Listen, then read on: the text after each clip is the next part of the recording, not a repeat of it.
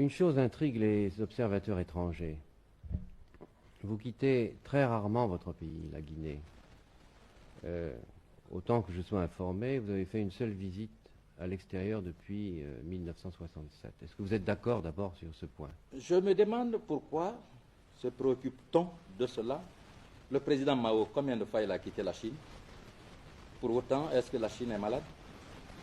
Le président Nixon, combien de fois depuis qu'il est au pouvoir il a quitté?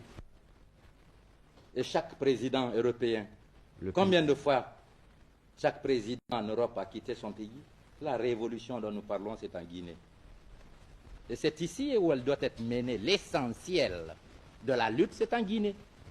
Et même les adversités extérieures, que toutes les puissances impérialistes se braquent contre la Guinée, si le peuple guinéen reste organisé, conscient de ses responsabilités, résolu à défendre ses acquis, aucune puissance impérialiste n'aura raison de la Guinée. Voilà la vérité historique. On doit s'étonner que je ne sois pas en Guinée, que je sois plutôt comme certains présidents tout le temps à Paris, à Londres, en train de me reposer ou en train de danser. Nous avons du travail et nous ne perdrons pas une minute qui est utile au développement de l'action révolutionnaire. Voyager à l'étranger ne veut pas toujours dire se reposer, c'est maintenir, ouvrir des contacts. Voyager pourquoi? Nous avons fait tous les pays du monde. Les 3 premières années de l'indépendance nous ont permis de visiter presque tous les pays en rapport avec... Et qu'est-ce que nous cherchons en plus? Et nous sommes le pays africain qui compte plus d'ambassades étrangères. Cela explique bien l'élargissement des rapports diplomatiques qu'entretient la Guinée avec le monde extérieur, bien qu'on parle toujours en France de l'isolement de la Guinée. La Guinée a plus d'ambassades que le Sénégal, que la Côte d'Ivoire, que chacun des pays coopérant avec la France. Vous pouvez en faire le contrôle. Vous avez à plusieurs reprises dans le passé dénoncé la 5e colonne qui opérait à l'intérieur de la Guinée. Est-ce que vous pensez que cette 5e colonne est toujours active dans votre pays? Et est-ce que ce n'est pas l'existence de cette 5e colonne qui vous inciterait à rester ici pour ne pas Alors, si j'avais peur de la 5e colonne, je ne restais pas en Guinée puisqu'elle est en Guinée. Non, mais parce que vous... Je serais parti à Paris, me réfugier tranquillement.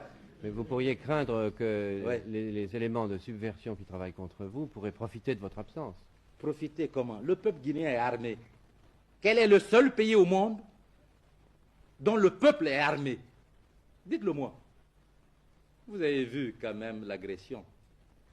14 ministres avaient trahi. 32 000 dollars avaient été distribués. 32 millions de dollars avaient été distribués. La plupart des officiers supérieurs, avec le ministre de l'Armée et de l'Intérieur, avaient trahi. Et toutes les puissances impérialistes étaient assurées du succès contre la révolution guinéenne, dont la mort était même annoncée à la télévision de Bonn le 22 novembre 1970. Une émission qui annonçait le grand dictateur du monde, M. Sékou Touré, est parti. La Guinée n'a pas peur de l'impérialisme. La 5e colonne n'est que le prolongement de l'impérialisme. C'est la lutte de classe. Si nous n'avons pas peur du maître, nous n'aurons pas peur de l'esclave qui le suit. C'est pourquoi ici, elle a été matée et chaque fois qu'elle se manifestera, elle sera écrasée, vous pouvez en être sûr. Je l'affirme à la face du monde. Aucun élément traître au peuple guinéen ne sera longtemps manœuvré sans qu'il soit su, perçu, isolé, maté par le peuple guinéen. Vous l'avez dit vous-même, 14 ministres avaient été inculpés, un certain nombre de chefs militaires, des gouverneurs de province, des hauts fonctionnaires, des diplomates guinéens. Et alors? Comment expliquez-vous qu'autant de gens touchant de très près le pouvoir, certains étaient des compagnons de combat de toujours, aient pu trahir? Et en 1939, comment expliquez-vous qu'il y a eu tant de ministres, tant de hauts fonctionnaires, tant de hauts officiers supérieurs qui aient trahi la France pour livrer la France à l'Allemagne? Pourquoi? C'est la lutte de classe. Les hommes n'ont pas les mêmes conceptions de la vie et leurs rapports avec le peuple ne sont pas identiques. Ce sont ceux qui se confondent avec le peuple dans ses aspirations, qui veulent défendre leur dignité dans la dignité du peuple, qui savent qu'ils naissent et meurent, que seul le peuple demeure en tant que référentiel suprême de toutes les valeurs, qui peuvent rester fidèles à leur peuple.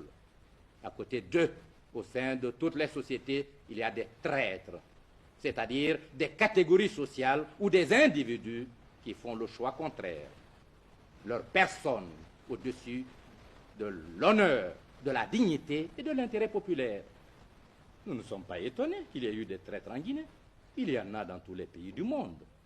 Mais la valeur de la Guinée est d'avoir su déceler les traîtres et de les isoler pour le progrès de sa révolution, alors que dans maints pays africains, il y a ces traîtres qui sont même au pouvoir pour paralyser le développement historique des nations africaines en acceptant des formes néocoloniales d'existence.